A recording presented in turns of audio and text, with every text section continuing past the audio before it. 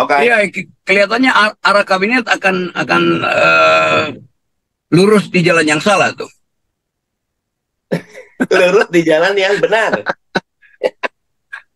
Saya bisa bayangkan memang bahwa ya di brief oleh pakar-pakar. Tapi saya bisa duga separuh dari yang ada di situ nggak ngerti apa yang diucapkan oleh John Mearsheimer misalnya, yang ahli Putin, yang cara berpikirnya realis. Kalau misalnya tadi soal politik internasional itu, saya ikuti banyak podcast dari dia, dari John. John ini seorang yang mengambil posisi realis dalam politik internasional. Artinya, dia civis pacem parabellum. Udahlah, penyelesaiannya adalah angkat senjata perang. Itu pasti berbeda dengan paradigma kita yang peaceful approach kan. Peaceful Jadi, approach. yes, itu kan di dalam politik luar negeri atau pakai perspektif realis atau pakai perspektif perdamaian tuh. Jadi sangat menarik. Kenapa diminta seorang yang perspektifnya perang kan itu intinya kan dia mantan militer sebetulnya tuh. Tapi oke, itu untuk memperlihatkan kemampuan si John ini untuk melihat potensi perang dunia ketiga. Mungkin itu maksudnya. Tapi juga saya perhatikan itu speech-nya itu diucapkan dalam bahasa Inggris yang sangat formal gitu, yang sangat formal, official. Dan semua mereka juga ada Inggris dari race tadi itu, dari British. Bendalio. Jadi saya nggak bisa nggak bisa diyakinkan bahwa yang ada di situ mengerti atau paling nggak menangkap paradigma yang diucapkan oleh 7 tokoh itu kan. Apalagi soal korupsi itu, sebagian di situ ya potensi melakukan korupsi. Jadi dia nggak mau dengar uraian dari teman dari mana itu, Mariam. Jadi kelihatannya memang Pak Prabowo memulai satu tradisi bagus, yaitu brief dengan perspektif, dengan perbedaan gitu. Tetapi tidak ada pertanyaan di situ kan tentang misalnya tadi Pak Mardhani sebutkan 8%, betul 8% itu ya bisa nyerap 4 juta tenaga kerja lah. Tetapi bukan itu masalahnya. 8% artinya ekonomi akan dipush di dalam kecepatan sampai mestinya panas itu. Berapa persen yang akan tertinggal kalau kita kebut 8% itu?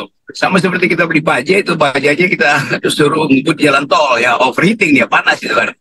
Belum lagi kita hitung, kan mesti ada percakapan di awal. Oke, 8% itu apa aja yang akan jadi mesin pendorong itu tuh? Pasti ada ekstraksi industri, pasti ada jualan komoditas. Dan itu artinya generasinya akan memburuk. Lalu kita tambah lagi, oh iya akan ada perluasan industri. Itu artinya ecological footprint akan bertambah, tutupan hijau kita akan berkurang.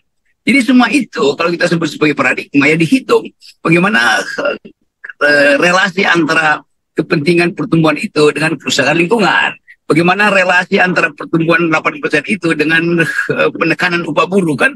Semua itu mesti diucapkan. Walaupun kita tahu bahwa yang kita sebut APBN itu kan ya ngumpet-ngumpetin data sebetulnya di situ kan supaya terlihat bagus figurnya. Tapi sebetulnya banyak hal yang tidak diperlihatkan di situ, kontradiksi antara satu ide dengan ide yang lain yang tidak pernah dibahas secara habis-habisan. Untuk kita nggak tahu apakah utang itu akan dijadikan alasan untuk pembangunan atau pembangunan yang membutuhkan utang, nggak pernah jelas paradigmanya kan. Jadi kita mau lihat dulu betul lah syarat pertama.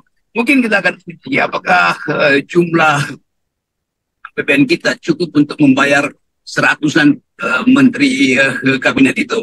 Dan itu artinya kita akan ditagih lagi pajak untuk membayar mereka. Kan itu dasarnya tuh. Kan sering kita tahu bahwa ambisi politik itu batasnya adalah APBN. Tetapi belum ada kepastian. Israel masih menghajar Timur Tengah. Dan mungkin Amerika akan kewalahan untuk menghadapi kepungan dari negara-negara Arab. Karena Israel bagaimanapun itu negara kecil, nggak mungkin dia semprotkan semua drone dia ke seluruh jazirah Arab, sementara Arab bisa fokus ke situ. Lalu Amerika frustrasi dia sama dengan frustrasi dia di Korea, sama dengan frustrasi dia di Ukraina, sama dengan frustrasi dia di Vietnam. Lalu hubungan Indonesia dengan Amerika berubah lagi. Padahal Indonesia butuh dolar dari situ. Jadi betul, saya cuma mau lihat awalnya ada percakapan intelektual di Hambalang, tetapi yang hadir di situ tidak semuanya intelektual.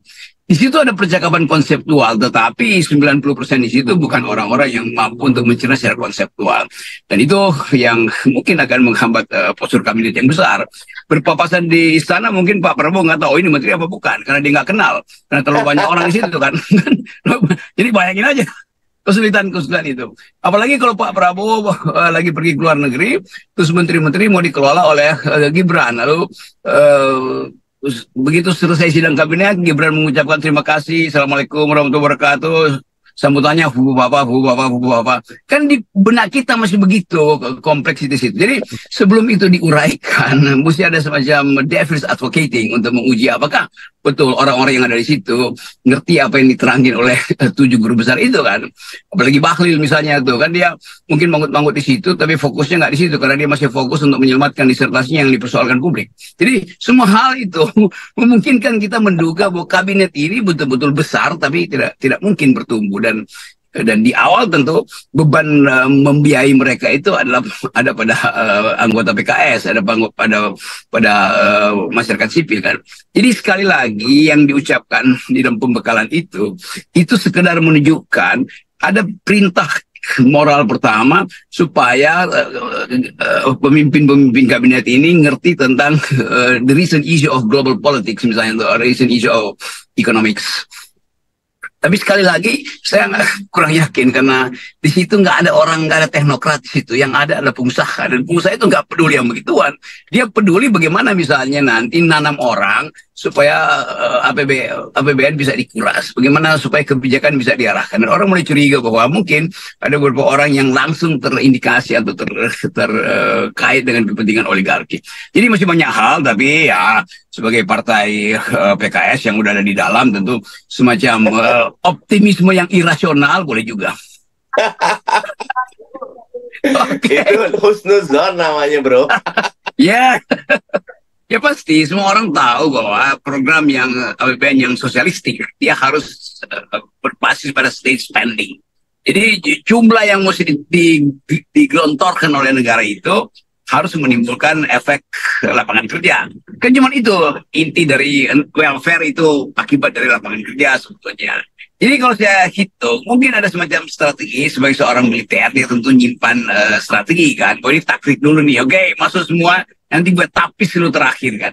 Jadi tapisan pertama ada di dalam forum retreat tadi itu. Kan mestinya setelah retreat ini, Prabowo akan minta semacam PR, pekerjaan rumah itu. Anda akan, kalau saya minta untuk di Departemen A, tolong terangkan apa visi Anda secara pribadi dan secara partai, karena ini semuanya adalah komposisi partai, dihubungkan dengan preamble yang 2 hari di Hambalang kan. Betul. Itu mau terlihat kan. Menteri Luar Negeri misalnya akan diminta untuk coba terangkan pada saya kira-kira posisi Indonesia di mana setelah Amerika kehabisan daya untuk membujuk Israel supaya jangan ikut perang misalnya. Kan itu mesti didalilkan tuh. Bagaimana misalnya sikap Indonesia menghadapi potensi negara Arab minta Indonesia berpihak pada mereka, dan harus secara efektif, bukan sekedar omon-omon tuh. Mesti ada tentara yang dikirim di situ, sama seperti Korea Utara udah kirim tentara tuh. Kan itu yang akan diuji pada Menteri Luar Negeri misalnya. Lalu Menteri yang membawahi hukum itu akan diminta supaya uraian dari ibu siapa soal korupsi itu diperhatikan tuh, bagaimana efektivitas itu diucapkan kembali. Jadi mungkin kalau saya duga itu tidak sampai 6 bulan, di dalam 100 hari akan terjadi dekomposisi itu. Jadi mungkin realignment atau bahkan total dikocok ulang gitu, di reshuffle total tuh. Jadi kelihatannya Pak Prabowo lagi bertindak seperti guru hari ini untuk menapis siapa yang punya ide, siapa yang mampu untuk menulis paper visioner dari kementerian, dan siapa yang sebetulnya sekedar ditaruh di situ untuk ngerampok APBN. Kan itu langsung terlihat tuh, karena betul tadi bahwa postur yang besar itu dengan APBN yang terbatas, sebetulnya rampokan akan makin intensif. Kan itu dasarnya kan. Kita mesti berpikir buruk dulu tuh, karena kita tahu bahwa yang ada di kabinet sekarang itu sebagian besar carry over dari kabinetnya Pak Jokowi. Itu aja dasarnya tuh.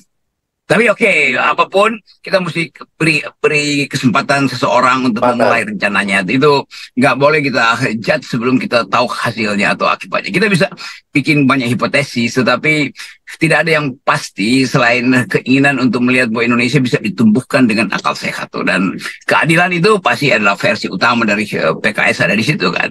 Jadi kelihatannya wilayah moral itu udah selesai tuh, ada PKS di situ. Tinggal wilayah pragmatis yang ada di tempat-tempat yang lain ya. Yoi. Lanjut, Dik. Rocky, mohon maaf baru gabung. Aku Lanjut. pamit ya, aku mesti ngelayat nih, ada orang meninggal tadi. Hati-hati bro. Sip ya. Hati-hati. Makasih. Oke. Ya. Matur nuwun. Oh, kalau perlu staf ahli kasih tahu ya, PKS, aku bersedia ya. Woi. Siap, kampanye Jabar kita ya. Yeah. Bye, thank you. Yo, makasih. Bro. Siap, salam.